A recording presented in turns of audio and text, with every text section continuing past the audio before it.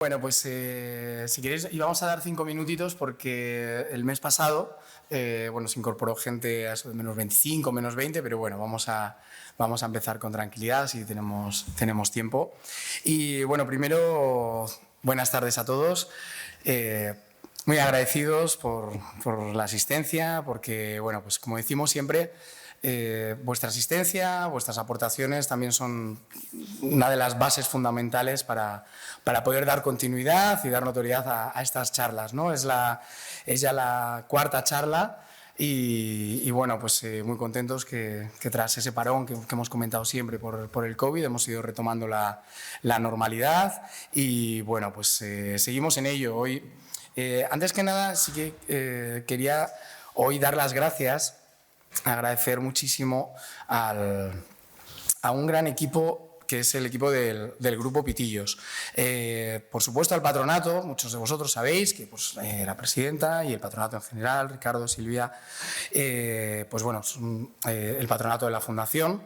Pero detrás también hay muchas personas que trabajan en Pitillos y que nos apoyan directamente y que bueno, pues sin ellos pues la Fundación no hubiera tenido la proyección que gracias a Dios está teniendo, ¿no? Pues a nivel de redes sociales, a nivel de colocar una tele, a nivel de muchísimas cosas menores que nos ayudan, ¿no? Así que pues a Alberto, a Dani, al grupo de limpieza que nos ayudan también a mantenerlo todo bonito, pues a todos ellos muchísimas gracias.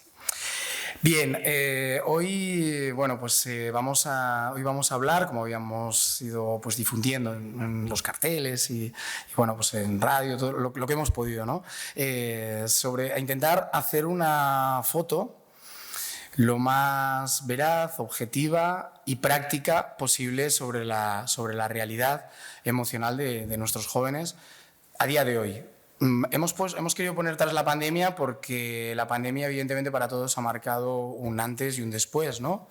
El otro día pues con Ignacio, que ahora os lo presentaré, tengo muchas ganas, aunque él me ha dicho que sea muy escueto la presentación, pero bueno, ya lo siento.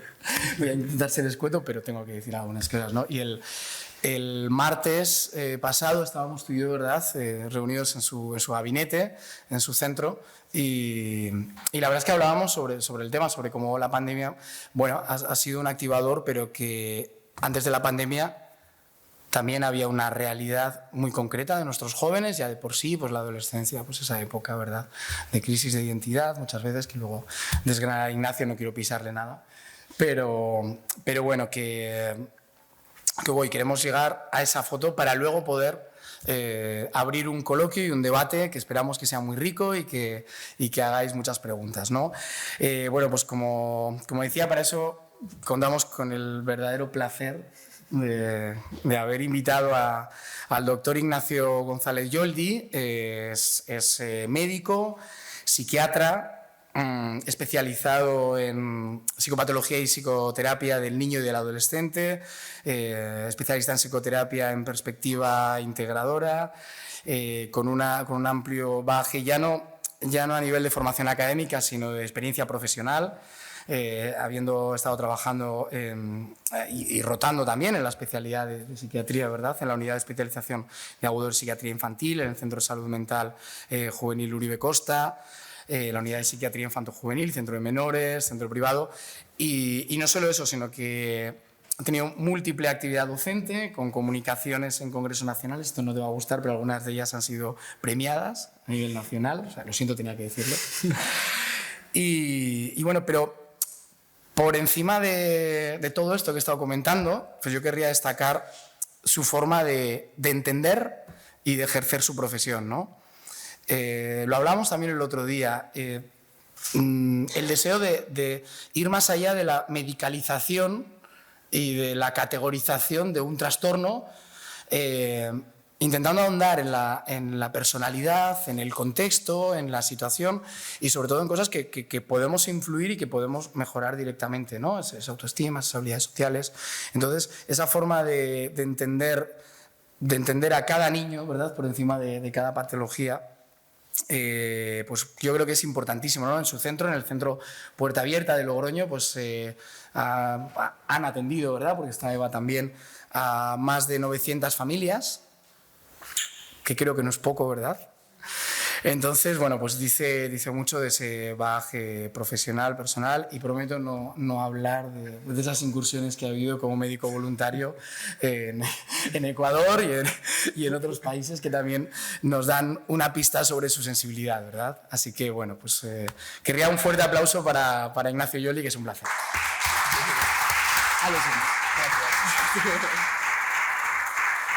A ver, el objetivo de la charla es... Sí que he preparado un índice porque yo creo que saber por dónde vamos a ir, yo creo que nos puede ayudar un poco para saber qué es lo que vamos a hacer hoy.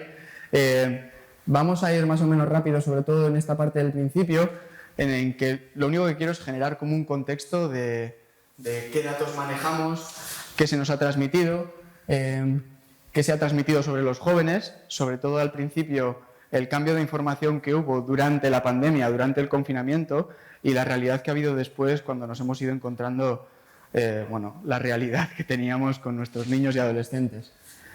Sí que voy a intentar dar algún dato en concreto de qué porcentajes se están recogiendo ya a nivel nacional de aumento en el número de consultas que se están haciendo, el número de hospitalizaciones, el uso de psicofármacos en España y también, bueno, yo creo que ahí también, no sé si es tirar piedras contra mi tejado como médico, pero también hablar de la medicalización de los niños y de los adolescentes, que yo creo que es un tema muy interesante.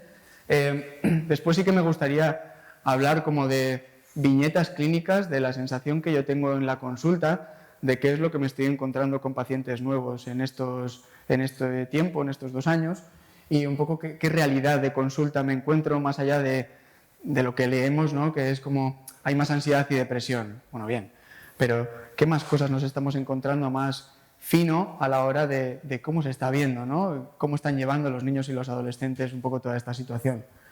Y yo creo que iremos como navegando con un pensamiento cada vez un poco más crítico hacia nosotros como padres, y me incluyo, hacia nosotros como sociedad, en el que también me incluyo, y ir un poco más allá de la pauta y generar un pensamiento global de qué es lo que no está funcionando de forma general, ¿no? Que yo creo que sería como muy simplista pensar que una pauta va a solucionar las cosas cuando creo que globalmente hay demasiadas cosas que pues quizás no están funcionando como deberían.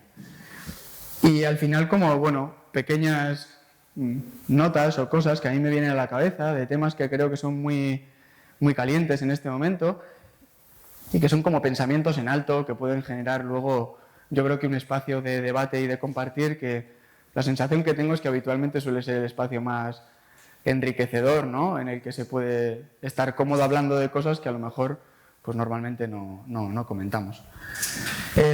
Respecto a qué nos han transmitido sobre los jóvenes, estos son recogidos cosas de periódicos o artículos que se pueden leer de época de pandemia, en el que ¿no? los niños viven el momento y tienen más resiliencia, aguantan mejor esta situación que los adultos, ¿no? Dicho por una pediatra. La mayoría de los niños se han adaptado bien a la pandemia sin repercusiones negativas.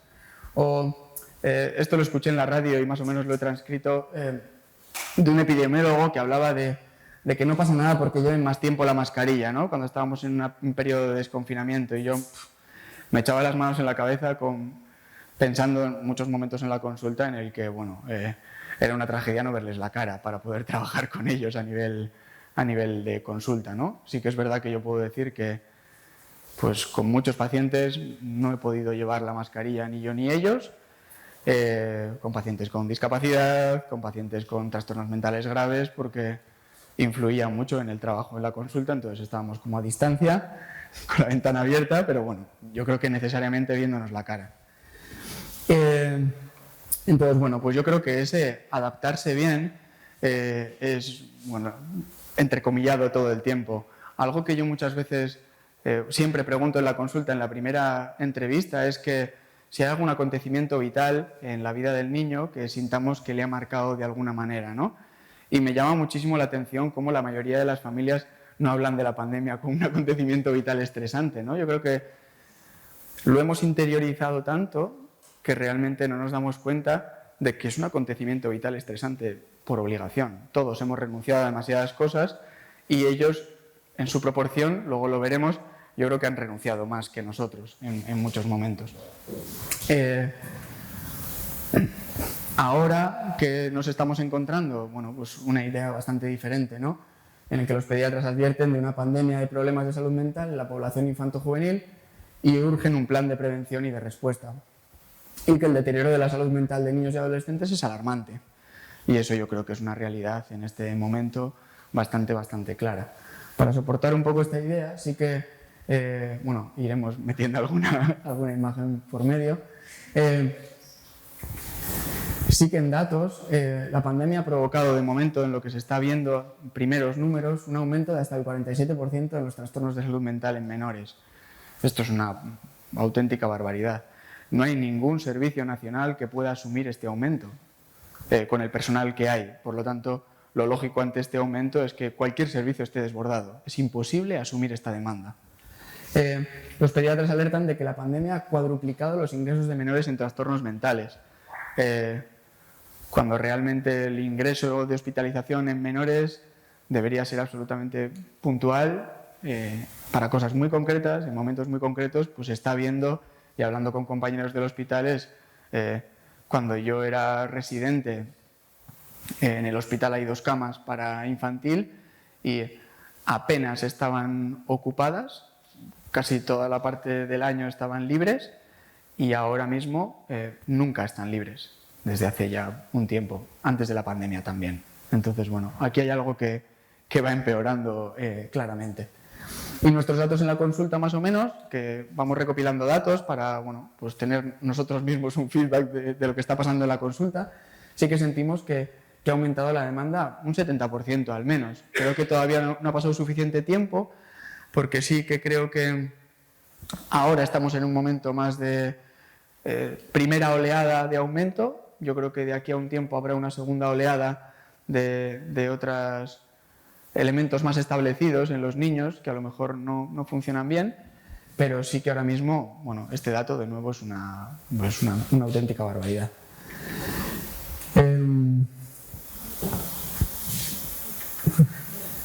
El uso de psicofármacos en España. Cada vez que leo datos de esto es como que, bueno, me horroriza.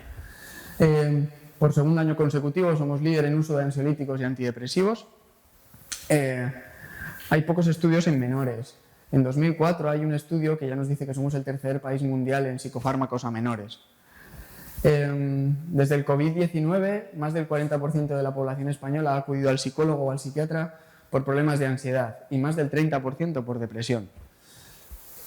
Y en el último informe del año 2021 indica que España es el país que más benzodiazepinas consume del mundo. Las benzodiazepinas son los ansiolíticos, los Valium, Orfidal y todas estas cosas. En población adolescente, entre 14 y 18 años, un 13,6% de los adolescentes consumen estos psicofármacos. Es descomunal. El porcentaje es mucho mayor entre las chicas, casi el doble. Y llama la atención que un 7,2% no tiene receta médica para ello.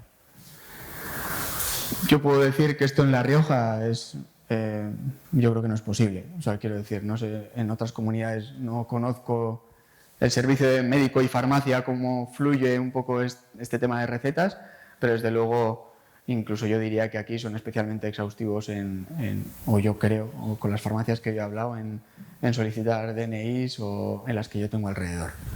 Pero desde luego, bueno, no es ninguna tontería que un 7% de personas consuman psicofármacos sin receta médica. Si vamos un poco más allá, sí que tengo la sensación de que claramente hay una farmacologización de los problemas, ¿no? Yo creo que socialmente hay una escasa tolerancia al malestar. Yo creo que todos cada vez, ¿no? Te duele la cabeza, paracetamol o ibuprofeno, ¿no? Creo que la tolerancia al dolor, bueno, somos muy intolerantes al dolor y al malestar y llevamos muy mal el malestar. Incluso yo a veces con los papás hablo de que con nuestros hijos, me incluyo, cuando los vemos sufrir, lo primero que nos pide el cuerpo es tapar, ¿no? Es como te agobias tanto que quieres que no sufra. Y muchas veces no nos damos cuenta que primero hay que validar, ¿no? Que tenemos que recordar que para que mi hijo se sienta recogido por mí, primero tengo que recordarte que qué difícil eso que te ha pasado, ¿no? Pero muchas veces estamos ya pensando en toma solución, ¿no? Y muchas veces no nos damos cuenta que primero a lo mejor tengo que validar para luego buscar una solución a lo mejor contigo. Pero sí que en esa intolerancia al dolor creo que ahora mismo la farmacologización de los problemas es realmente llamativa, incluso con bebés. En algún momento, ahora que en la consulta estamos trabajando mucho desde lo perinatal, yo creo que yendo hacia atrás en la prevención de los trastornos mentales, que ya no sé hasta dónde más atrás vamos a ir para intentar prevenir, pero sí que es la sensación de que hay muchos papás que te piden algo para que el niño duerma, ¿no? Y esto es algo, bueno, muchas veces es porque mañana tenemos que trabajar los dos y estamos reventados, que luego iremos también a eso, pero bueno, aquí hay un círculo bastante potente en el que parece que el problema es muy superficial, pero yo creo que hay muchas cosas de fondo que nos llevan hasta aquí. Hay otros países que toman otras decisiones y están avaladas por estudios muy interesantes. Las guías NICE, que son las guías de práctica clínica en el Reino Unido, que son bastante recomendables en general en el ámbito médico, creo que son como la Biblia. En el Reino Unido, por ejemplo, ahora la labor de los psicólogos lleva ya muchos años en el que está incluida dentro de la atención primaria. Y esto es un tema absolutamente importante, porque se ha visto que el uso de psicofármacos en el Reino Unido desde primaria es muchísimo menor que aquí. Y en el coste-beneficio se ha visto que es más barato contratar a un psicólogo que dar psicofármacos. Entonces, ¿qué es lo que ocurre, no? Que yo creo que muchas veces sentimos que es más rápido tomarme un ansiolítico que a lo mejor sentarme en terapia a estar 3 meses elaborando un poco qué es lo que está pasándole a mi cabeza, ¿no? Y tenemos un problema, ¿no? ¿Buscamos parches o soluciones? Creo que esto en la consulta siempre es muchas veces mi caballo de batalla. Cuando se viene con una demanda y tú te das cuenta que hay un problema de fondo que genera esa demanda y se mejora la demanda, pero el problema de fondo no ha cambiado y te das cuenta que se debería permanecer trabajando un tiempo más eso para evitar futuras situaciones, ¿no? Y en cuanto yo me encuentro bien, lo que quiero es marcharme. Y eso es algo que, bueno, pues yo creo que también a veces limita un poco el medio plazo. Y la idea un poco que va a ir peregrinando por esta conferencia es la idea de si el modelo social actual está funcionando o estamos fracasando. En ciencia hay algo que es muy importante y es que siempre hay una hipótesis nula sobre la que se trabaja en ciencia para conseguir objetivos y la idea de la hipótesis alternativa siempre está persiguiendo la hipótesis nula. Es decir, siempre estamos preguntándonos si lo que estamos haciendo está bien o no está bien y estás como en constante pregunta hacia ti mismo, ¿no? Yo creo que esto es algo muy importante y como sociedad creo que deberíamos preguntarnos más a menudo si lo que estamos haciendo está funcionando o realmente no está funcionando.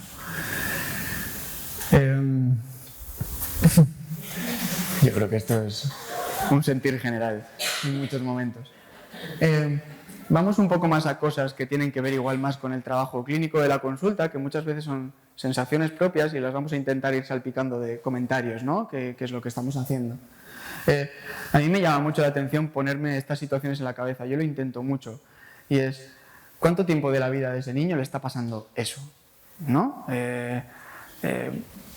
Por ejemplo, ¿no? Un niño de 4 años lleva el 50% de su vida con mascarilla.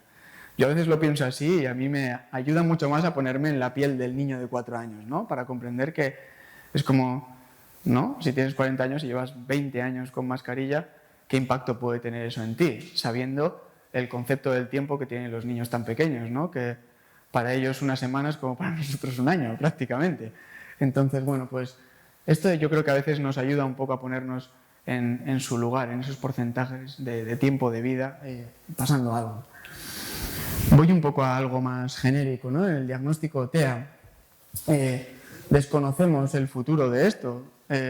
Sí que empieza a haber estudios que empiezan a poner en duda el hecho de que los niños muy pequeños no hayan podido leer las caras de la gente y la emocionalidad de la gente, que se ve que empiezan a comprender peor la emocionalidad del de enfrente en términos de empatía, en términos que, bueno, pues que en muchos momentos tocan con diagnósticos del trastorno de espectro autista, y creo que esto es algo que en esa segunda oleada yo preveo que de aquí a un tiempo puede ser que nos encontremos bueno, pues un perfil de niños que haya más síntomas. A lo mejor no es un trastorno de espectro autista, un autismo infantil como el que podemos tener en la cabeza, pero que sí que haya muchos rasgos de decir, uff, ¿qué está pasando aquí? Que esto no fluye como debería fluir a nivel interpersonal. Actualmente, una presión importante de Estados Unidos con el trastorno de espectro autista. Bueno, esto va por modas en salud mental también. Ahora la parte del TDAH ha disminuido bastante, pero durante un tiempo muy importante el lobby farmacéutico estadounidense fue muy eficaz en transmitirnos una necesidad de diagnóstico, en muchos momentos de un sobrediagnóstico muy claro en esa patología, y ahora la siguiente moda es la del trastorno de espectro autista, sin ninguna duda. Es muy interesante ver cómo, bueno, cuando estás con compañeros vas buscando artículos científicos que no estén subvencionados por una empresa farmacéutica, porque evidentemente el conflicto de intereses que hay en muchísimos artículos científicos es muy destacable. Y yo creo que hay muchas cosas a coger a veces con pinzas respecto a cómo están diseñados estos estudios. Estoy echando mucha mierda sobre mi trabajo, pero bueno, creo que lo podremos ir comprendiendo en ese sentido. Cosas que se han visto en la consulta respecto a cosas más concretas, clínicas. En muchos niños regresiones de habilidades adquiridas, ¿no? Retraso en quitar el chupete, en el control de esfínteres. Sobre todo me he encontrado más cosas en regresión de control de esfínteres cuando han vuelto a su vida normal. Es como que en casa me he sentido muy protegidito en mi cueva y cuando he vuelto a la vida ha sido como, hola, ¿y esto cómo se hacía? Y bueno, pues a veces sí que he visto regresiones en ese sentido. Y el hablar de la independencia nocturna y su importancia, ¿no? Que sí que es verdad que es muy llamativo como hay niños que están durmiendo con sus padres hasta edades para mí muy elevadas. Chicos de 12, 14 años, que incluso ya hay una parte en la que su sexualidad está despertando y lo importante que es la intimidad para mí en ese momento, y sentir que están durmiendo con su padre o con su madre, para mí sí que es un generador de inseguridad, de mayor dependencia. Y yo si viera a todos los chicos que duermen con sus padres siendo mayores, si yo utilizara un medidor de dependencia, de inseguridad, casi todos puntuarían bastante alto en este sentido, porque creo que la sensación de independencia nocturna es algo muy importante a conquistar. Yo muchas veces hablo con niños que les cuesta dormir solos. Yo les digo que intento hablar como la evolución del cerebro humano, ¿no? Y les explico que el ser humano no está preparado para vivir de noche. ¿Por qué? Porque no podemos cazar de noche, no podríamos sobrevivir de noche. Y que realmente yo confío mucho en la transmisión genética a lo largo de miles de años, ¿no? Y nuestro cerebro está determinado, ¿no?, por nuestra evolución. Y tener la sensación de que si no estamos hechos para la noche, ese es el motivo por el que nos agobiamos más por la noche, ese es el motivo por el que nosotros como adultos, bueno, me ha pasado un montón de veces de que problemón por la noche, te despiertas por la mañana y dices, y esto era todo, ¿no? Para ellos es eso multiplicado por 100 en ese momento nocturno en el que me siento más vulnerable, ese es un momento en el que muchas veces te hablan de lo que les preocupa, están muchísimo más accesibles porque emocionalmente son más vulnerables. Entonces, entenderlo a veces desde aquí nos ayuda un poco a la importancia de la conquista de ese momento nocturno como algo, yo creo que realmente importante. Por supuesto, síntomas obsesivos, muchísimos síntomas obsesivos. Rápido.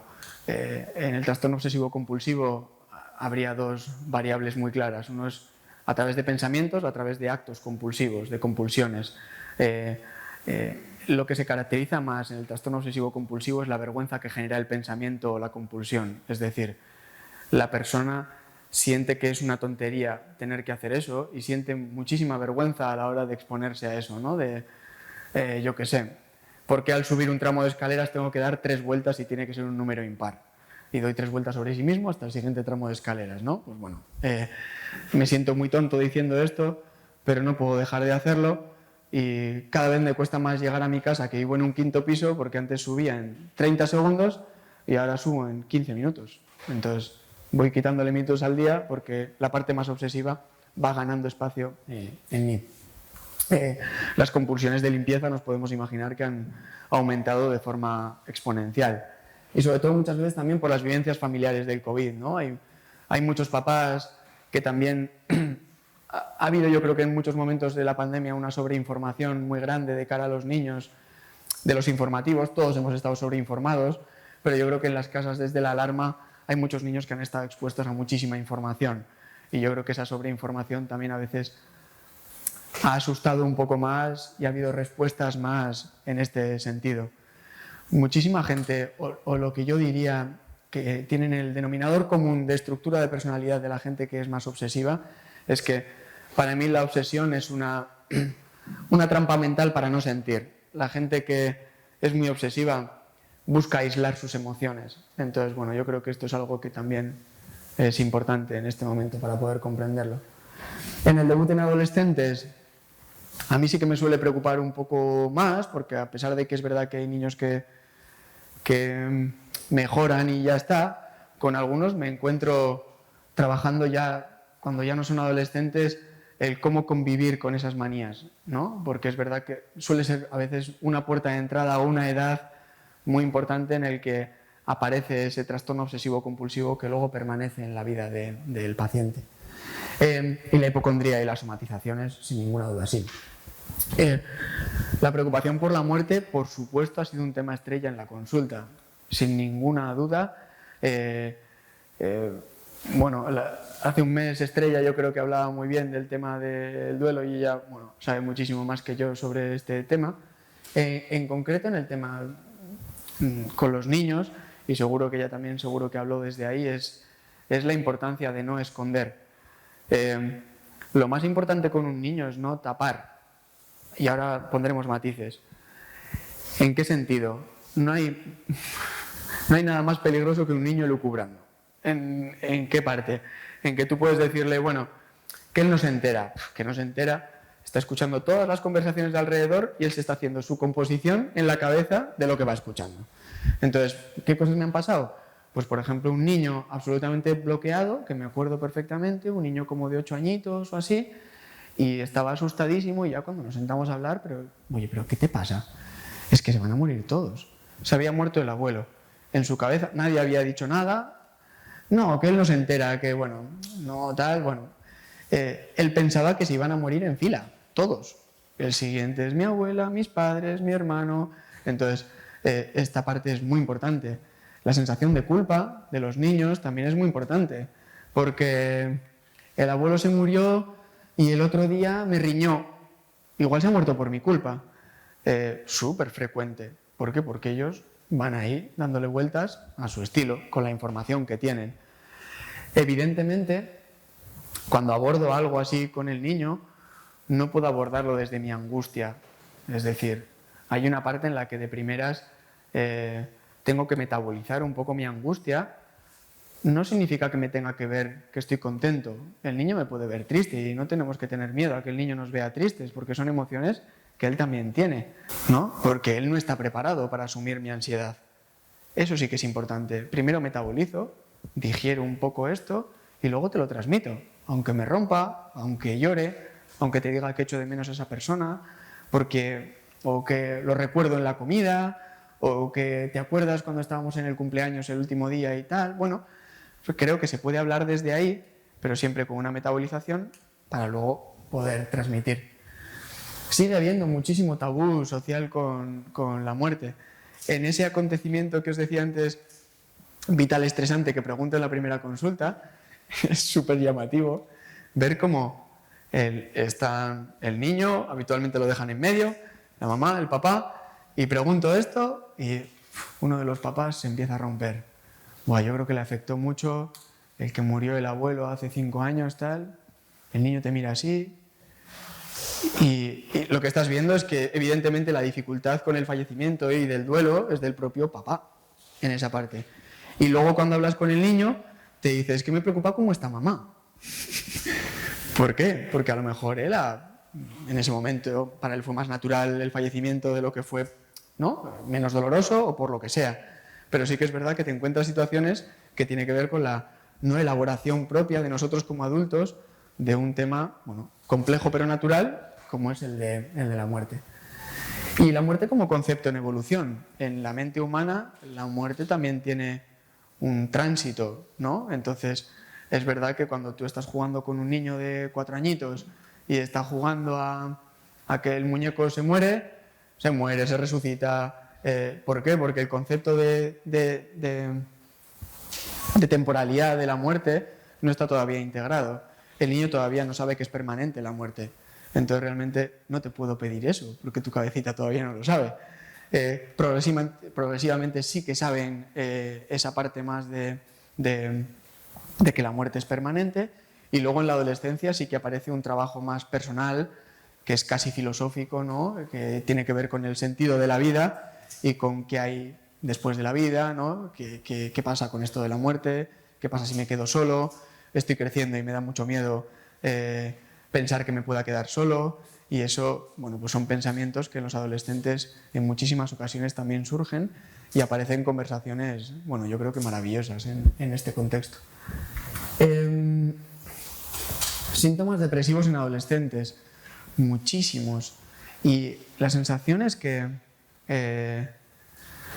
a veces, hoy lo hablaba en la idea de que a mí a veces me da rabia ver cómo se nos olvida que nosotros hemos sido adolescentes, ¿no? La sensación de que nosotros también hemos conquistado esa intimidad, hemos conquistado esa independencia, hemos hecho muchas cosas que no deberíamos haber hecho, y sí que es cierto que no se nos tiene que olvidar qué significa la adolescencia, y eso no significa que tengamos que ser más permisivos, sino que tenemos que tener en cuenta que nosotros también la pasamos, no hace tanto tiempo.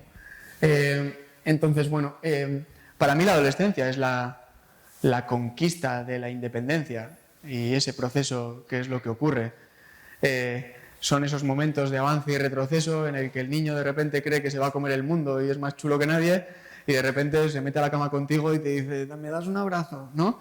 Es esa sensación de, ¿no?, que me siento con mucha potencia para avanzar, pero me da mucho vértigo crecer, cambia completamente. Necesitan alejarse de nuestro criterio, por definición, para poder tener un criterio propio. Tenemos que asumir que tienen que decirnos que no están de acuerdo con nosotros. ¿Por qué? Porque evidentemente cuando somos niños sí que la imagen de nuestros padres es el espejo en el que nos miramos para crear nuestra identidad, y cuando somos adolescentes nos aportamos de ese criterio, es cuando nos dicen, ya, ¿qué me vas a decir tú? Me ves guapísimo ya, pero que yo no quiero que tú me veas guapo, ¿no?, sino que es el de enfrente. Y esa es la pista, comprender que la aceptación o devaluación de mi entorno va a marcar mucho cómo me encuentre, y eso me hace estar pendiendo de un hilo, ¿no?, porque si los demás me validan, yo voy a estar muy contento, si los demás me rechazan, me voy a hundir, y eso es una etapa en la que, bueno, pues es muy doloroso ver cómo tu hijo se aleja de ti y vas viendo que está sufriendo y que le están pasando cosas que, bueno, pues que le están haciendo daño. En ese contexto, lo que he sentido que la pandemia ha generado es que se han quedado con lo que no les gusta, que es los estudios. ¿En qué sentido? En que a cualquier adolescente su prioridad habitualmente no está en un primer lugar el estudio. Entonces se han ido quedando vacíos de ir a entrenar, de hacer estas cosas, ¿no? Se han ido quedando sin esos espacios y se han quedado con lo obligatorio. Entonces sí que tengo la sensación de que hay muchos chicos que hay mucha sensación de vacío. Ahora tengo un chico en la consulta que bueno, viene de una situación muy difícil en el que su padre falleció cuando él era pequeño, y él ha tirado, bueno, de una forma, la verdad es que muy valiente, asumiendo un rol en casa de demasiada responsabilidad y siendo muy poco niño en muchos momentos, y ha llegado a bachiller y ha colapsado del todo. Ha dicho que quiere dejar de estudiar, un chico de 9 y 10. Ahora, el año que viene va a volver a estudiar, pero sí que la sensación esa de me he quedado solo con la obligación. ¿Qué sentido tiene esto que estoy haciendo? Llevo esta carga, estoy creciendo, no estoy disfrutando y parece que lo estoy haciendo por los demás. ¿Qué hay de mí? Sí que tengo la sensación de que hay una sensación de vacío en ellos. Y hay que recordar mucho esto que decíamos de ese avance de retroceso de avance y retroceso como adolescentes, porque hay mucha más ambivalencia con los padres y en la pandemia hemos estado demasiado con ellos. Entonces esto es muy importante, porque la adolescencia es un periodo de ambivalencia con los padres. Te quiero y te odio. Si estoy todo el día pegado a ti, pues realmente el te quiero y el te odio va a ser mucho más extremo, ¿no? Entonces, eso en una edad como la adolescencia es un generador de conflictos y de explosiones casi necesariamente. Las autolesiones. Yo creo que este es un tema muy importante. Claramente en la pandemia para mí han ido en aumento. Diferenciaría autolesiones de intentos de suicidio, porque sí que hay muchos momentos en los que la autolesión en la adolescencia es una manera de darle salida a la angustia. Es como una forma de poner la angustia en otro sitio. No la puedo tolerar en mi mente y la pongo en mi cuerpo. Y a corto plazo es mi ansiolítico y a la hora me siento igual de mal que antes y encima culpable por haberme hecho esto, ¿no? Pero sí que es verdad que hay una parte de tratar de aliviar la angustia a través de mi cuerpo.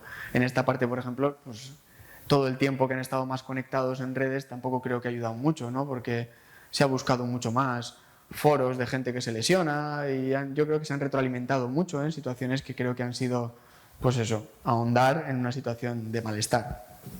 Yo creo que en general todos hemos estado más contenidos. Creo que hemos estado tolerando una situación que para todo el mundo era intolerable. Y yo creo que, yo siempre pienso que voy a aceptar la situación, pero no me voy a acostumbrar a ella, ¿no? Esa era mi frase en la cabeza durante toda la pandemia, era como, tengo que aceptar esto, pero no me da la gana acostumbrarme a esto. ¿Por qué? Porque esto yo no es lo que quiero para mí. Y eso es algo que yo creo que hay mucha gente que ha aceptado y se ha acostumbrado a esa parte de pandémica. Los pensamientos de muerte en la adolescencia son en general muchísimo más frecuentes. En general. Hay un pensamiento sobre la muerte muchísimo más frecuente. Y creo que casi todos los adolescentes se preguntan en algún momento ¿para qué vivo? Entonces, bueno, pues creo que este tema es un tema muy importante, que abordarlo a veces es muy complejo con nuestros hijos y yo creo que nos asusta una barbaridad que puedan pensar en esto, pero bueno, yo creo que eso está y no podemos mirar hacia otro sitio. Y es verdad pensar, ¿no?, que las tasas de suicidio más altas son en ancianos y en adolescentes. Bueno, yo me acuerdo en el hospital cuando, por desgracia, cuando estás de guardia en el hospital, todos los días hay intentos de suicidio, ¿no? Entonces tú todos los días tienes que evaluar a gente que ha intentado quitarse la vida. Y una máxima entre los compañeros era que cuando había un intento de suicidio con un anciano, sabías que era ingreso. Sí o sí.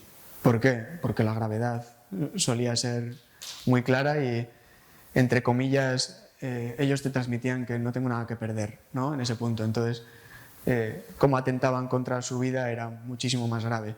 Y los adolescentes desde la impulsividad, ¿no?, desde el momento de fulgor, de alta intensidad de cómo estoy entendiendo todo, ahí me puedo equivocar, ¿no? Y es verdad que, por suerte, no es lo frecuente, pero sí que es cierto pues, que en esas situaciones pues, hay situaciones pues, más graves, ¿no? Que, pues sí, de mucha índole. Trastornos de conducta alimentaria, creo que esto también ha reventado en la pandemia, sin ninguna duda, sí. Mayor sedentarismo, peor alimentación, todos nos hemos permitido más lujos, es como una manera en la que nos hemos dicho, bueno, ya que estamos en esto, pues tira, ¿no? Y realmente pues, creo que todo el mundo al final ha dicho, hola, ¿qué está pasando aquí? No estoy a gusto conmigo, con mi cuerpo, de alguna manera. Creo que como adolescentes, tal y como estamos hablando de cómo entendemos la adolescencia, nos podemos imaginar qué ha supuesto eso para ellos. Hay un dato muy importante, la relación 9-1 entre chicas y chicos de tener un trastorno de conducta alimentaria. De nuevo la pregunta de qué no está funcionando a nivel social para que esto sea así. ¿En los estereotipos estamos avanzando? Yo diría que vamos a peor. Esa es la sensación clara. La presión que tienen las chicas adolescentes de ser perfectas es súper agobiante. Para mí, así que no me quiero imaginar para ellas. Es una sensación de perfección que siempre se rompe y que siempre genera problemas. Es muy frecuente ver a una chica de 13, 14 años que ha hecho todo fantástico, que es maravillosa, que hace las cosas muy bien, que tiene éxito en todo lo que toca, y con el primer fracaso como adolescente, crack. Y la comida muchas veces es el mejor síntoma para poder conectar con ese malestar. Algo muy importante, la sexualización precoz de los adolescentes es muy preocupante. Los estamos haciendo adolescentes cuando su cerebro todavía no está preparado para ser adolescente. Es decir, el cerebro evoluciona en su tiempo y tiene su momento, y el cuerpo, ¿no? Y yo veo a chicos con síntomas más adolescentes que no tienen todavía la pubertad. Eso significa que algo no está funcionando ahí.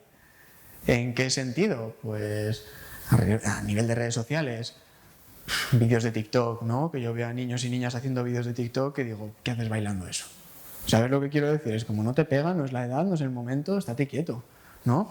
O niñas que me quieren decir, jo, pues me voy a maquillar para ir a clase, o no, está en sexto de primaria, y es como, no, no, sinceramente no. Entonces, bueno, yo creo que esa sexualización precoz es esta parte en la que los hacemos adolescentes antes y no dejan de ser adolescentes hasta mucho más tarde. No tienen la responsabilización que deberían tener para dejar de serlo, y les estamos guiando socialmente a un punto en el que lo hacen de forma excesivamente precoz, en mi opinión. ¿Y qué es lo que pasa? Pues como con todo, que cuando yo no estoy preparado para asumir una responsabilidad, habitualmente fracaso. Y eso es lo que suele ocurrir. Hace un tiempo, cuando vine aquí en Febrero es Pública, tuve la oportunidad de estar en los institutos y hablar un poco de sexualidad con chicos de segundo y tercero de la ESO, de los dos institutos, y fue una experiencia fantástica. Aparte de que me lo pasé muy bien, sí que les puse un buzón anónimo durante unas semanas en las que ellos hacían sus preguntas sobre sexualidad. Y ese rato fue hacer un PowerPoint en el que fuimos pregunta por pregunta de lo que ellos tenían en la cabeza, de qué es lo que se hablaba, ¿no? Y una de las conclusiones que yo sacaba con ellos era como, vale, aquí todos los valientes, ¿no? De, oh, yo puedo con todo. Bueno, hablábamos de poner un preservativo, había unos agujeros ahí tremendos, pero sí que había una parte muy sexualizada en su respuesta. Y la sensación, una de las conclusiones fue, no estamos preparados para tener relaciones sexuales, pero se tienen. Entonces, bueno, pues yo creo que este debate es interesante y yo creo que es muy profundo. Adicciones a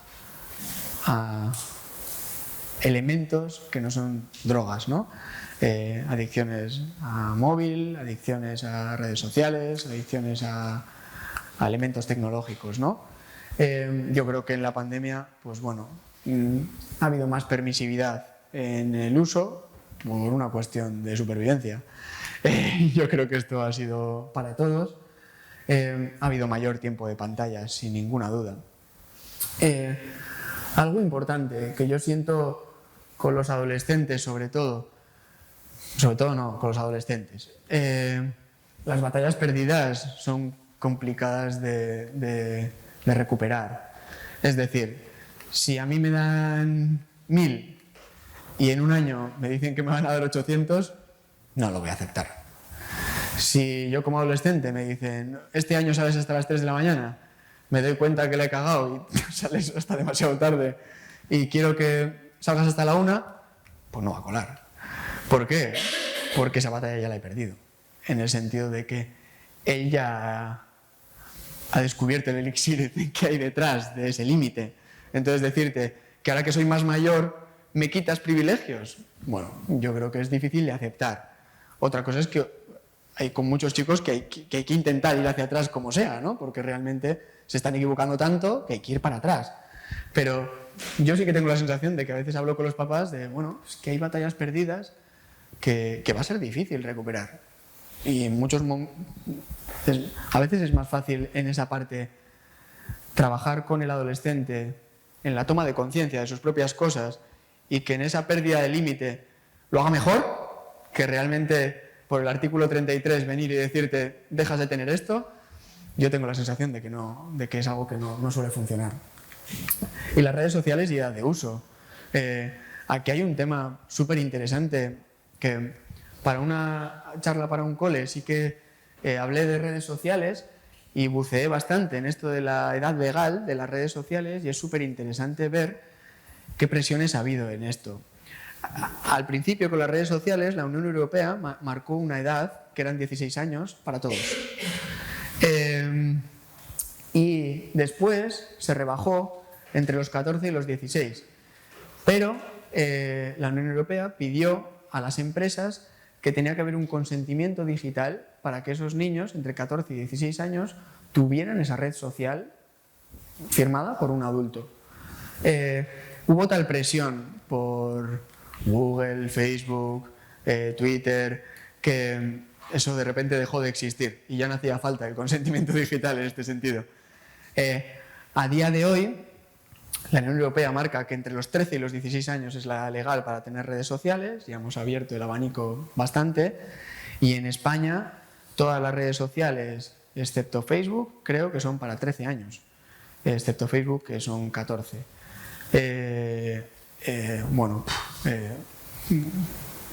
Yo diría que en la consulta todos tienen antes de los 13 años redes sociales, prácticamente todos. Entonces creo que hay una parte de pues hay algo aquí que no está funcionando y que no está yendo bien. Podríamos poner el mismo ejemplo de la calificación por edades en los videojuegos, ¿no? O creo que hay un punto en el que pero claro, ¿quién es el raro que dice que no? ¿Sabes lo que quiero decir? Que es que todos juegan, ¿vale? Pero ¿y si el año que viene juegan los de 10 años? ¿Y si el año siguiente juegan los de 9? ¿Y si el año siguiente juegan los de 8? ¿Quién va a decir basta a todo esto? Entonces creo que hay una parte también individual de responsabilidad como individuo en este sentido. O el cuándo tener móvil, ¿no? Yo creo que esta es la pregunta del millón. Pues creo que hace unos años era más tarde, ahora es antes, ahora luego será antes, y bueno, pues bueno, yo creo que aquí luego podremos hablar, que seguro que salen temas que tienen que ver con esto, pero creo que es como hablar de que todo esto, la pandemia, creo que ha acelerado tiempos y ha adelantado cosas en este sentido, sobre todo a nivel tecnológico, por la propia privación de libertad que hemos tenido. Esta me encanta.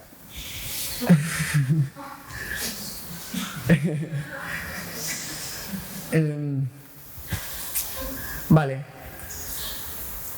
Pautas. Creo que es mi mayor pelea. Creo que desde que me dedico a esto, ¿con qué palabra me he peleado más? Es con esta palabra, con la palabra pauta. Me entra un revoltijo aquí por dentro complicado. ¿En qué sentido? Voy a intentar explicaros cómo lo entiendo yo. Y lo voy a intentar enfocar desde distintos sitios para que pensemos de forma más amplia un poco todo esto, y también lo peligroso que es pensar en las pautas, porque creo que tiene una parte muy peligrosa. Yo siempre que pienso en las pautas pienso en tortilla de patata. Podéis pensar, bueno, así que ya te has leído de las manos. También un poco. Pero cuando yo pienso en una tortilla, pienso que a mí me gusta así, al de enfrente le gusta así, a mi vecino le gusta de esta forma y a mi primo le encanta así. Es decir, ¿hay una tortilla de patata buena? No, hay muchas tortillas de patatas buenas. El asunto es ¿a quién le estoy preguntando? ¿Y con quién estoy hablando? Por lo tanto, cuando yo hablo de una pauta, a mí, incluso yo a veces lo hablo con los papás y les digo, a mí si alguien desde fuera me viniera y me dijera, tienes que hacer esto, pues no sé si es por mi forma de ser, pero igual diría, pues no pienso hacerlo. O sea, ¿por qué? ¿Por qué tengo que seguir esta pauta de forma mecánica? Cuando realmente mi hijo a lo mejor es distinto al que ha escrito esas pautas. ¿Sabes lo que quiero decir? El asunto es que a veces, con esa sensación de querer solucionar las cosas de forma ágil, sentimos, o desde nuestro agobio, queremos que algo lo solucione de forma rápida. Y a veces las pautas pueden ser peligrosas. Evidentemente, claro que hay pautas que viene bien, y hablar desde la generalidad nos ayuda a hablar el mismo idioma, sin ninguna duda sí. Pero creo que lo que se busca con las pautas a veces es una solución. Y a veces una pauta puede ser una idea, o una idea de cómo yo la adapto a mi estilo. Y eso ya me empieza a gustar más como pauta. Yo muchas veces hablo con los papás que para mí lo importante es hablar el mismo idioma respecto a su hijo. Es decir, que todos entendamos al niño de la misma manera, con su forma de ser, con su estilo de afrontar las cosas, dentro de esa homeostasis familiar en la que se mueve, qué está pasando en ese equilibrio familiar. Y a partir de ahí, pensar que todos vamos a pensar juntos qué alternativas tenemos. El otro día estaba en una reunión en el cole y la primera pregunta es: oye, está fatal, dame pautas. Y fue como: no puedo. No puedo, porque si fuera tan fácil, no estaríamos 8 profesionales reunidos para hablar de un niño que la lía todos los días y os revienta la clase. Porque si fuera tan sencillo, ya lo habríais solucionado. Entonces, creo que tenemos que acostumbrarnos a pensar un poco juntos, esa tormenta de ideas, esa parte en la que yo cojo esto y vale, esto me abre a pensar que a lo mejor, pues fíjate, a mí me pasaba esto mismo con mi padre y tendrá que ver esto con cómo lo hago yo con mi hijo. Vale, ya estamos hablando de otra cosa. Estamos pensando y eso me va a ayudar un poco a acercarme a mi hijo de otra manera. Y yo creo que esto es algo, para mí, absolutamente importante. Ahora me gustaría que pensáramos en pautas vistos desde puntos de vista diferentes. Y he pensado pensar en una pauta desde el niño, o sea, desde el paciente, una pauta desde el padre y una pauta desde el profe. Y pensar que yo creo que son cosas diferentes. Imaginaos que desde el joven tenemos un chico con un problema de comportamiento, ¿no? Está súper irritable, está liándola sin parar, ha bajado muchísimo las notas, hay muchísimas quejas de su comportamiento en el colegio. ¿Creéis que sería la misma pauta? ¿Es justo decir la misma pauta para un chico que está haciendo esto porque acaba de empezar a fumar porros y hay una parte de consumo o de dependencia? ¿Y qué pauta necesitará este chico? ¿O qué pauta necesitará un chico que está, puede que deprimido? Mis padres se están separando, tengo 15 años, no sé dónde ponerme y estoy reventando todo porque estoy gritando, lo estoy pasando fatal. La pauta para uno y para otro no va a ser la misma y no necesitan lo mismo. Y a lo mejor si le doy lo que debería darle a uno, si le doy al del consumo de cannabis, vamos a sentarnos y vamos a hablar de esto, y a lo mejor al de cannabis habría que cogerle y decir, vale, ¿qué vamos a hacer con este problema en concreto? Ya, esto no es tolerable, vamos a hacer esto, vamos a marcar esta idea, vamos a ir por aquí. Y con el otro chico probablemente me acerque de otra manera, a tratar de entenderle. Desde el padre, un padre que está viendo una parte de descontrol adolescente. Mi hijo está descontrolado también, ¿qué comportamiento está teniendo? Si yo te doy una pauta y tu estilo como padre es un estilo negociador, es un estilo verbalizador, es un estilo desde la cercanía, es un estilo desde el afecto, ¿va a ser igual el estilo o cómo va a transmitir esa pauta a su hijo que un padre con un estilo punitivo? A mí me ha pasado con algún padre que el hijo me dice, no sé qué le ha pasado a mi padre. Está como raro, o sea, quiero decir, se siente a hablar conmigo, es como, no estoy esperando esto porque tu estilo nunca ha sido este. Entonces de repente me resulta como raro y hasta me genera hasta desconfianza. Con algún profe me lo han dicho.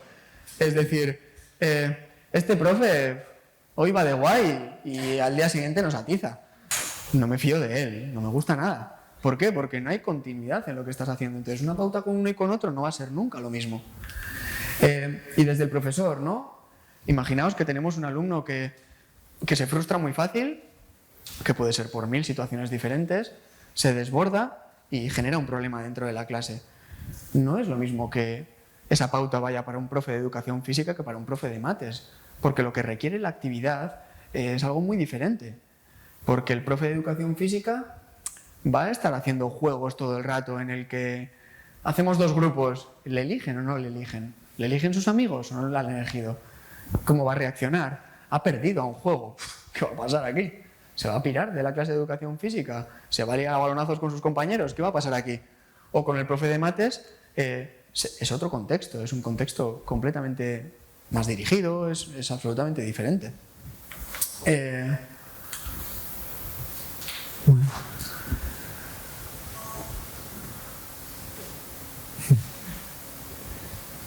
Es maravillosa.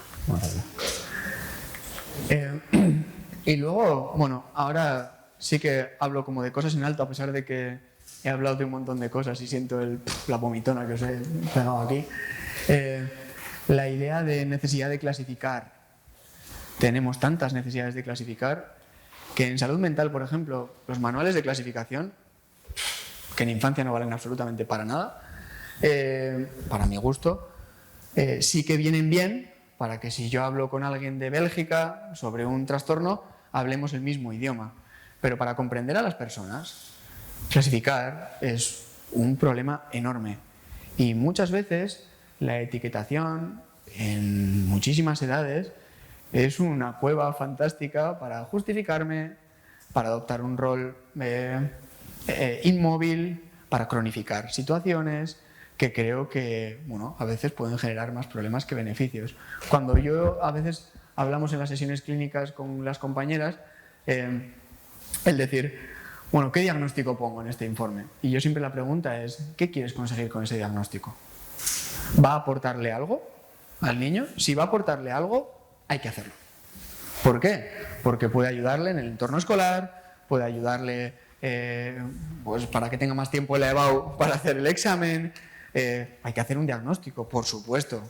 Necesita esto. Las soluciones rápidas, que ya lo hemos hablado, a veces nuestra escasa implicación y nuestra tendencia a proyectar en los demás. Yo también lo hago. O sea, quiero decir que estás buscando ese balón es fuera, ¿no? En el que, bueno, pues hay que pensar. Y con nuestros hijos incluso animarnos a ser creativos y pensar qué es lo que puedo hacer distinto. A mí, bueno, es súper estimulante en ese sentido. A mí en la consulta me encanta la situación esa en la que tú estás pensando, preparas la sesión, tienes súper claro dónde quieres ir, llega el chico y te revienta la consulta en 10 segundos. ¿Por qué? Porque él trae su tema, él trae sus cosas y todo lo que habías preparado ya deja de tener sentido.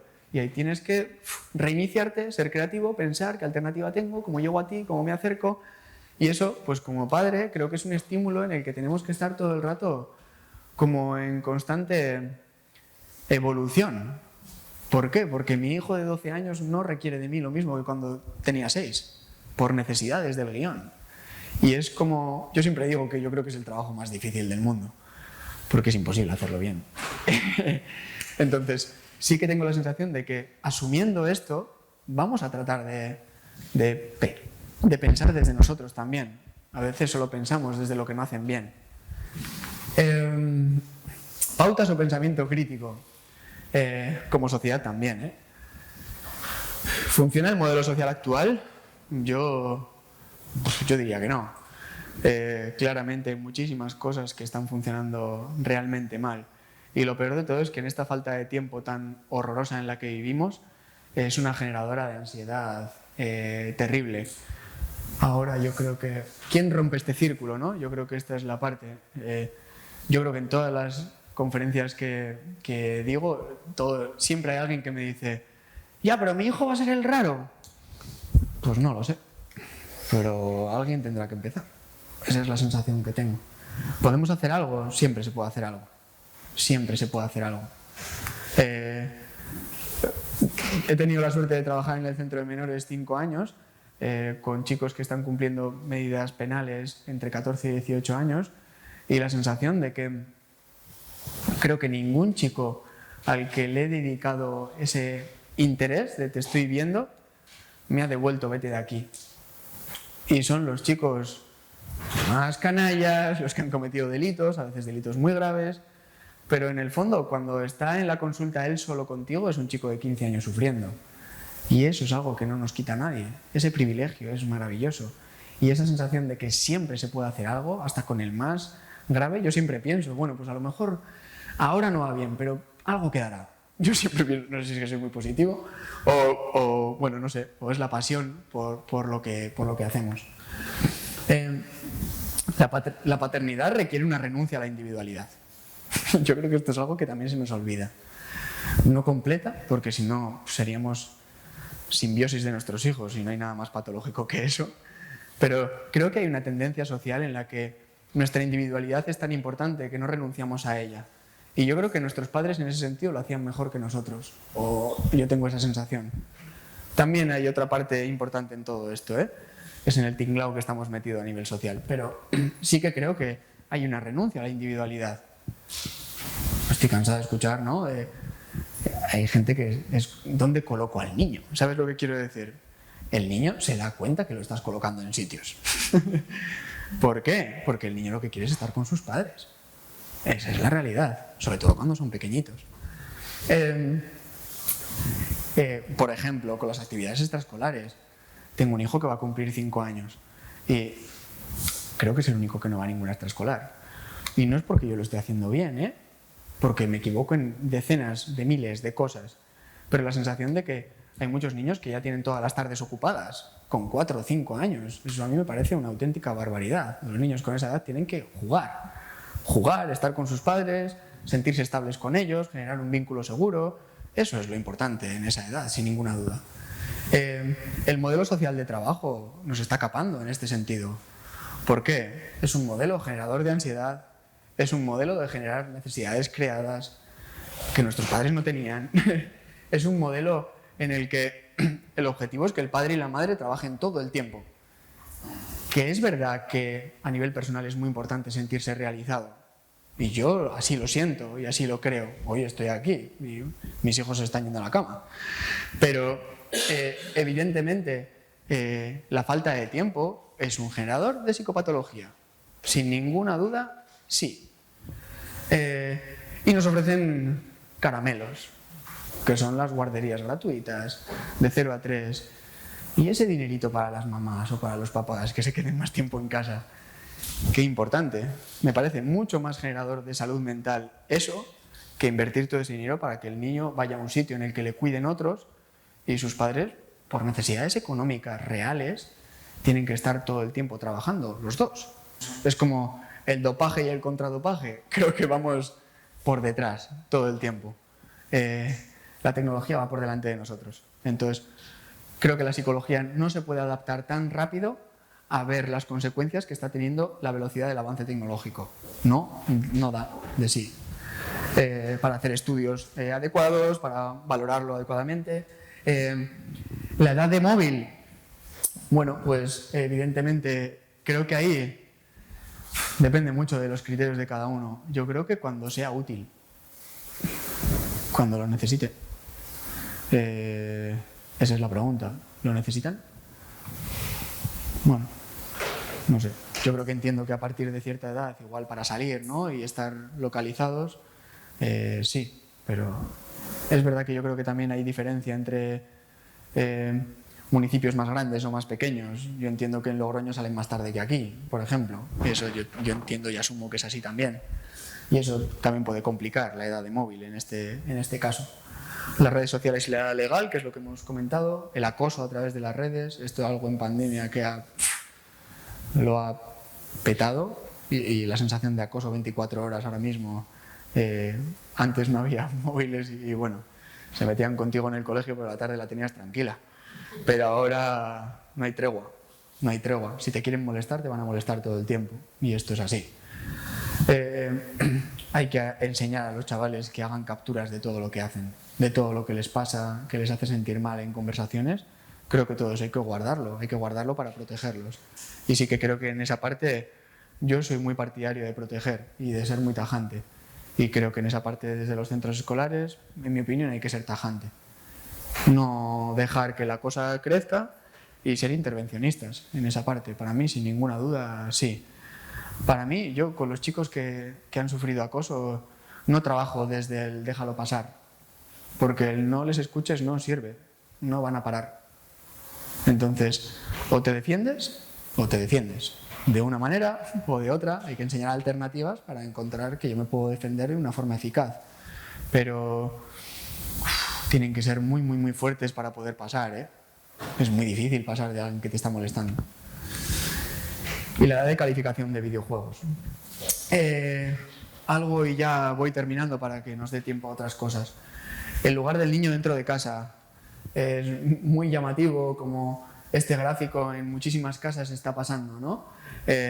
Padre, madre, no hay tope, el niño pasa por el medio y se hace el rey de la casa. A veces yo siempre pongo el ejemplo de que alguna vez hay algún papá que me dice, bueno, a la primera consulta no quiero que venga el niño, y vienen ellos y me cuentan, ¿no? Imaginaos, niño de 6 años y empiezan a contar y hace esto y tal, no sé qué, y yo me imagino como un monstruo de 1,90 que viene a la consulta a reventarla y a hablarme mal y de repente entra un niño, ¿sabes? Y es como, bueno, pues seguro que hace muchas cosas y te pone en jaque, pero no deja de tener 6 años y los jefes somos nosotros. Y esto es muy importante. Y no me extiendo más. Confusión entre ser calmados y permisivos. Esto es algo que ha pasado muchísimo en los últimos años. Y hay toda una generación en la que se ha confundido ser tranquilo con permisivo. O con pasar. ¿Se puede ser firme sin ser agresivo? Yo creo que sí. Otra cosa es que creo que lo tenemos que practicar. Pero creo que es muy importante la firmeza y la estabilidad. Pero creo que el ser permisivo o el ser agresivo habitualmente no funciona en la crianza. Genera estilos educativos o muy punitivos o muy permisivos. Este también me gustó. Yo creo que el amor y el interés por nuestros hijos, generar un vínculo seguro con ellos y tener pasión por lo que hacemos en nuestras familias, yo creo que es nuestra mejor pauta y un valor de éxito. Y espero que este espacio haya servido para pensar en alto cosas. Estas son algunas de las cosas que a mí me tengo en ebullición en la cabeza cuando estoy con niños, y yo creo que bueno, pues es algo que es apasionante, que la crianza es maravillosa, tiene momentos muy duros, pero creo que siempre compensa esos ratos que nos dan a lo que nos hacen a veces sufrir. Muchísimas gracias.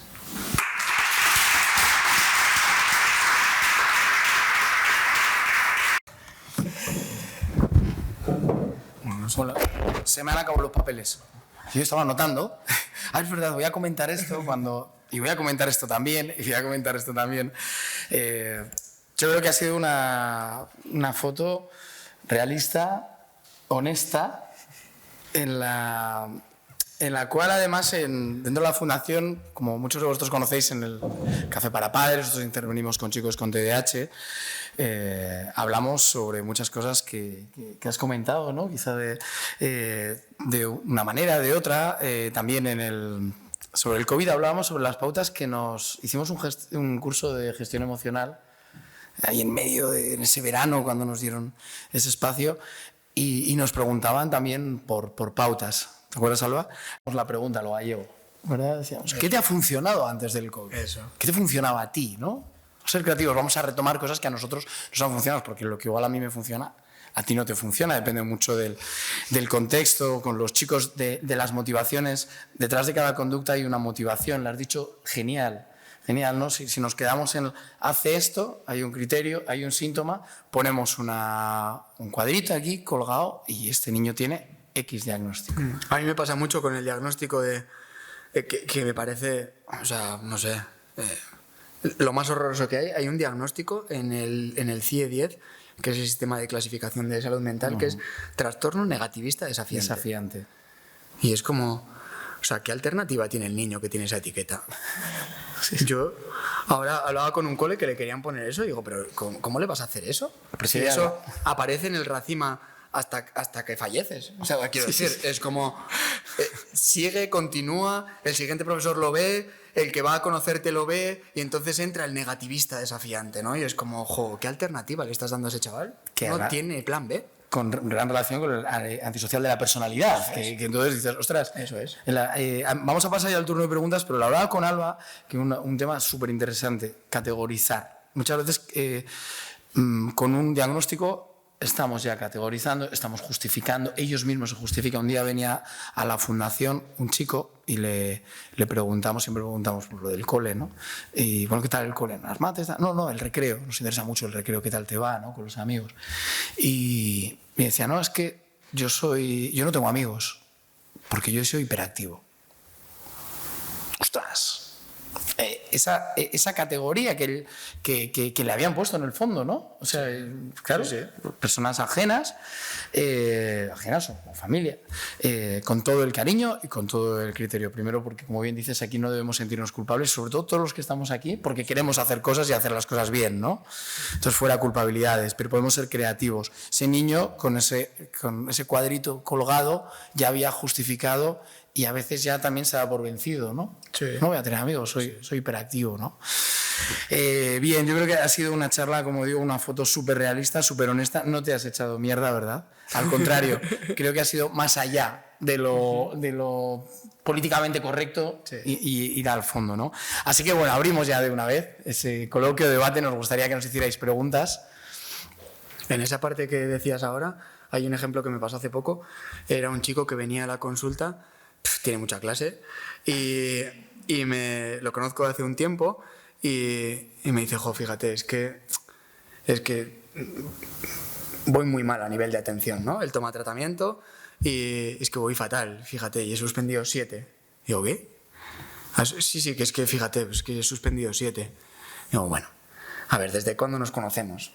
Digo, si has suspendido 7 es porque no has hecho absolutamente nada, ¿no? Y la sensación de...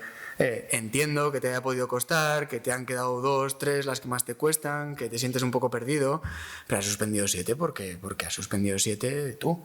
Claro. Entonces, bueno, pues eso, ¿no? A la vez luego se reía, dando... ¿no? Como diciendo, pues sí. Pero... Eso es genial, porque después del primer shock ya le estás dando la responsabilidad a él. ¿Cómo? Es decir, si yo hago cosas, yo sí puedo levantarlo. No es una cuestión que me venga externa a mí, ¿no? Pues como tengo esto, la verdad es que es muy interesante. Ha sido además... Yo creo que has dado el clavo en muchas de las partes muy importantes. Bueno, ahora sí, preguntas que queráis hacer. Creo que en el fondo yo sé que hay alguna persona que quiera hacer alguna pregunta. Si no tengo yo, ¿eh?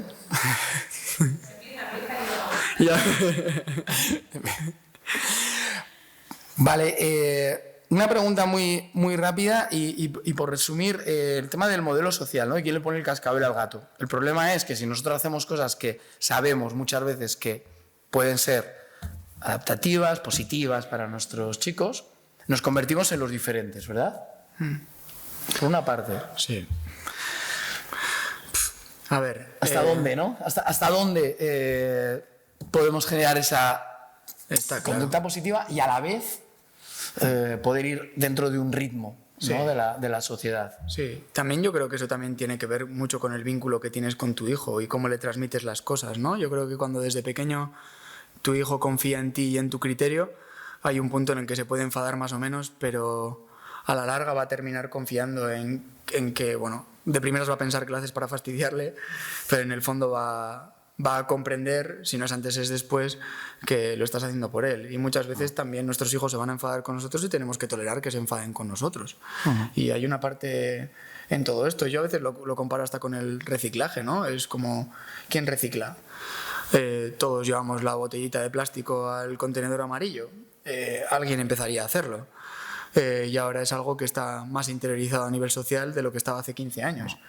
Pero es cierto que ahora mismo necesitamos hacer muchísima autocrítica porque es que estos datos son horrendos. Muy duros. Y hablas con cualquier profe y las dificultades crecientes que tienen los profes porque tienen a 1000 chicos con necesidades especiales es muy, muy, muy complicado. Sí. Algo está yendo mal de muchas generaciones a esta parte.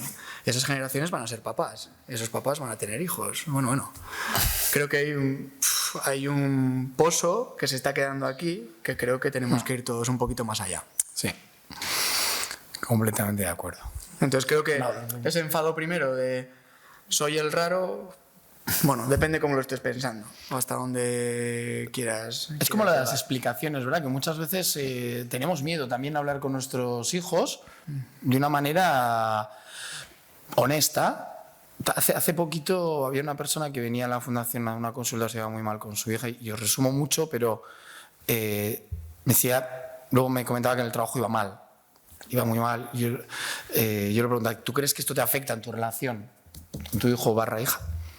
Y me decía, pues sí. Y le digo, ¿has probado un día que tengas malo en el trabajo a decirle a tu hijo, a tu hija, que hoy has tenido un día malo en el cole? O sea, en el trabajo, perdón. ¿Has probado a decírselo? Me decía, ostras, pues no. Nuestros hijos son capaces de entender eso. Lo que no son capaces de entender es por qué puedes tener un enfado o poder focalizar ese estrés que has tenido en el trabajo, porque no suele ocurrir en casa, ¿no? Sí. Esa honestidad creo que también genera confianza, ¿no? ¿Por qué me gritas a la segunda si normalmente me lo repites 10 veces? ¿Sabes Sí, lo que quiero decir? claro. Es un poco eso. Yo sí que tenía un día malo, ¿no? Sí. Sí, sin ninguna duda, sí. ¿Algún otro enfoque, alguna pregunta que queráis hacer, Violeta? Sí. Preguntarte, Sí. ¿realmente crees que, en mi generación, por ejemplo, los 50 y ¿Sí? pues venimos de una generación que nos ponían las pilas nuestros padres, no Sí. hacíamos deberes con nosotros, no nos tenían que acompañar al colegio, que también se puede dar la causa de que nosotros sobreprotejamos a nuestros hijos? Sin ninguna duda. Y al final lleve eso a mayor fracaso también. Sí, históricamente todas las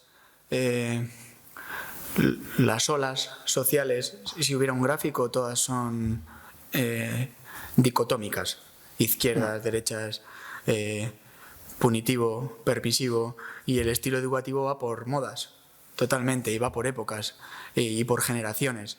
Y yo sí que creo que cuando hay un estilo educativo, yo siempre pienso que si me tapo el cuello me destapo los pies, y si me tapo los pies me destapo el cuello. El estilo más rígido en una parte creo que genera cosas buenas, y creo que por otro lado genera a nivel emocional otras cosas que genera otros problemas, ¿no? De contención emocional, de otras salidas por otro lado que también generan cosas negativas. Y quizás lo importante es pensar que todo llevado al límite es negativo, ¿no? En este momento yo sí que siento que con los niños yo soy más partidario de un modelo más intervencionista que un modelo permisivo en la primera infancia. Y yo sin ninguna duda sí que soy más partidario de eso. A ver, a veces yo pienso en el ejemplo de un campo de fútbol. Yo pienso que a mi hijo le tengo que dejar moverse por dentro del campo de fútbol, pero si se sale del campo le tengo que decir que está fuera. Claro. Y eso es muy importante, porque si yo no le digo que está fuera, él está jugando una partida para la que no está preparado. Eso es lo que decía antes de los niños que a veces mandan demasiado en casa. Esos niños sufren, porque sienten que tienen que... sienten no. Están ahí en un trono que no les corresponde, gritando a sus padres, tratando mal a sus padres, y eso se está permitiendo. Esa potencia que ese niño genera, ¿cómo va a venir luego un profe a decirle que tiene que hacer eso, que se tiene que sentar? Es muy complicado, que ese niño haga caso en eso. Claro. Por eso yo creo que de primeras es muy importante que el niño comprenda la distancia generacional. Otro ejemplo muy importante, a veces cuando hablo del acompañamiento en los papás por la noche, y esto es un ejemplo casi más una técnica más física, es el hecho de no te tumbes con él para dormir con él. ¿Por qué? Porque si te sientas a su lado, estás generando una distancia de altura en la que él está tumbado y tú estás sentado. Ahí lo que le estás diciendo es que tú estás por encima en un punto. Yo te cuido, yo decido por ti, yo te acompaño, yo te arropo, pero tú estás ahí y yo estoy aquí. Y eso es muy importante. Yo creo que son límites que en los últimos años se han pasado. De hecho, hubo hace años cuando se hablaba mucho del papá como colega, ¿no? Sí. Los padres como amigos, ¿no? Entonces, aunque en ciertos momentos también ha sido políticamente incorrecto, es fundamental que ellos conozcan el límite. Los adolescentes, por decreto ley, como decías, por guión, decías antes, ¿no? Ellos van a probar el límite, ¿no? A sobrepasarlo, ¿no? Pero lo primero que tienen que hacer es conocerlo bien. Si no conocen dónde está el límite, si nosotros no se lo hemos hecho ver, como padres, no como colegas, como amigos, ¿no? Sí.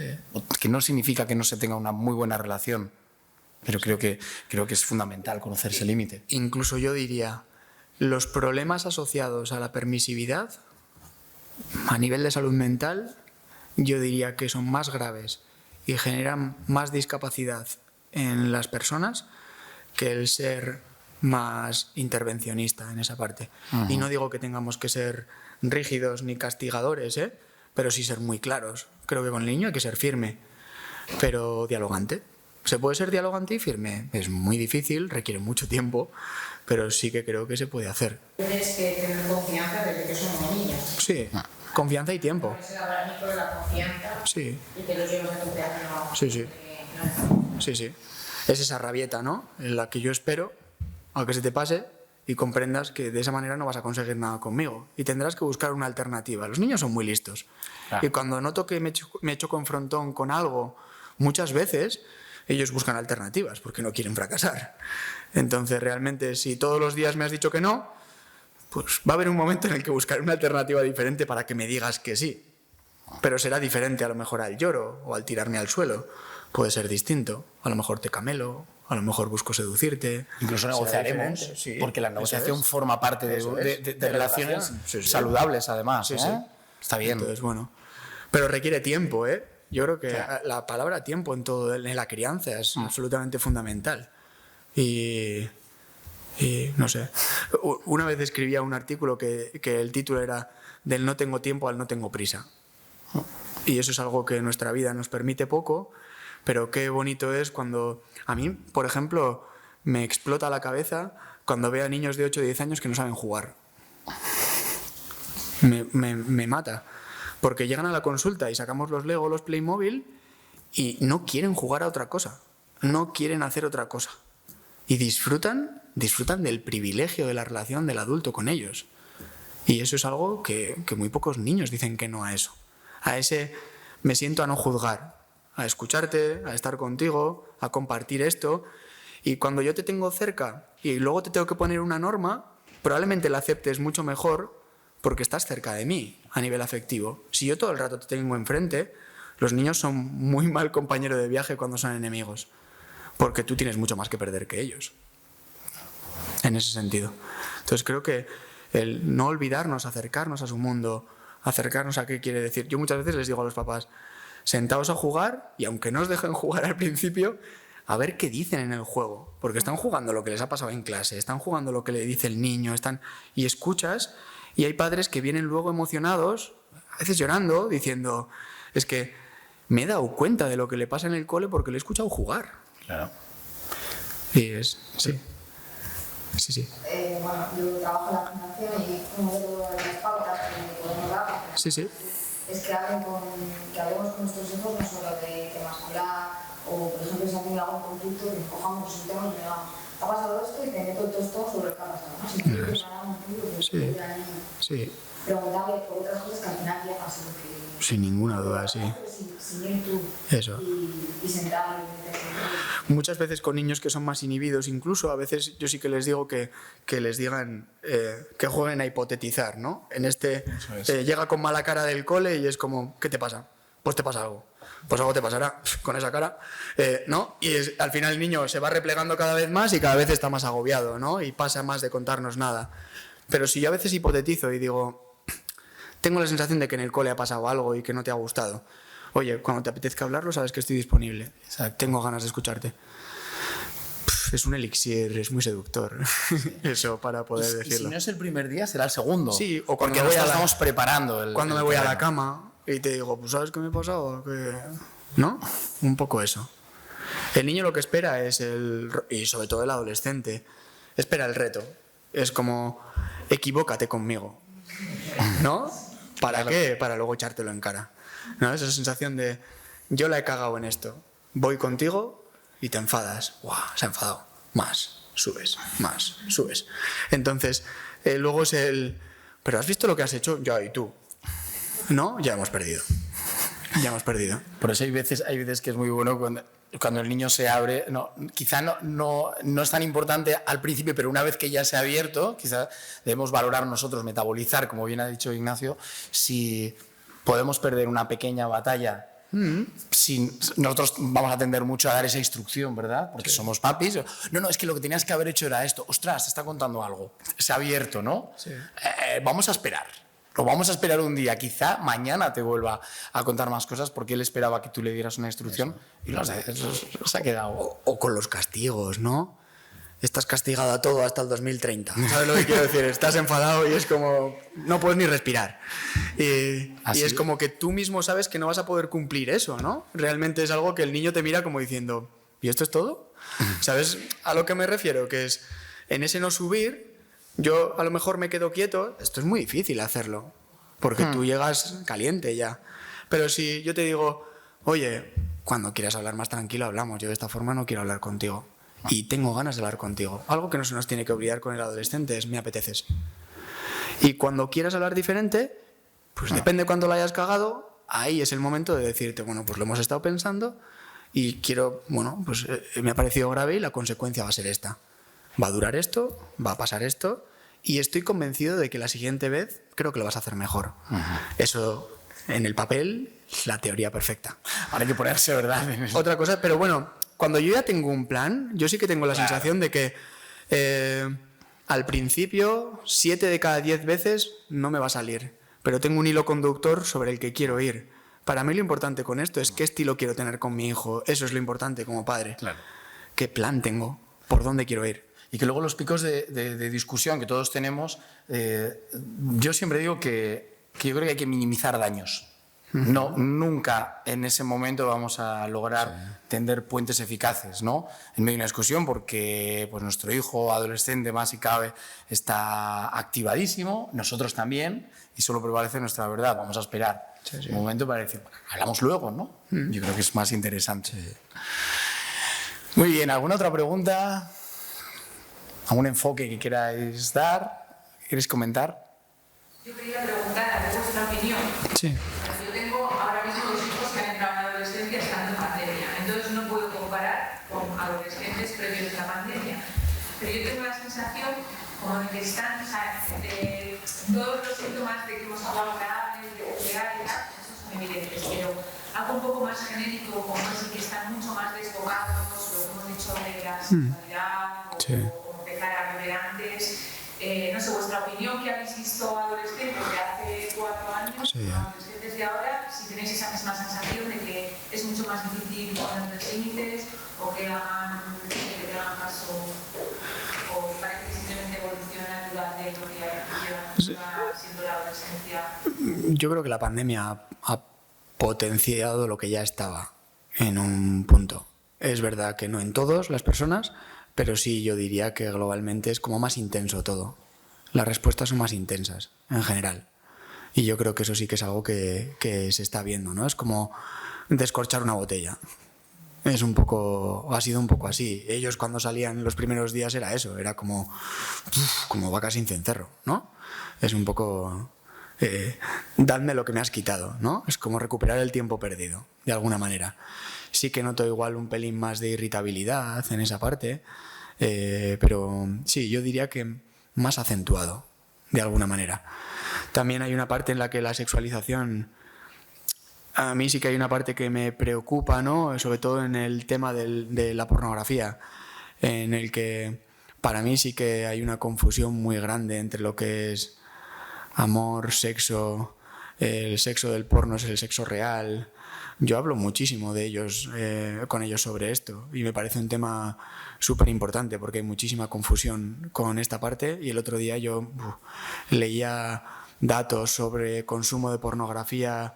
Se está hablando de que la edad media de primera visualización de pornografía son los 9 años ahora mismo en España, ¿eh? Es una barbaridad. Entonces realmente, si yo salgo de fiesta por primeras veces, lo que estoy esperando, lo que yo tengo en mi mente de lo que es una relación sexual en ese sentido se parece a lo que veo en un vídeo.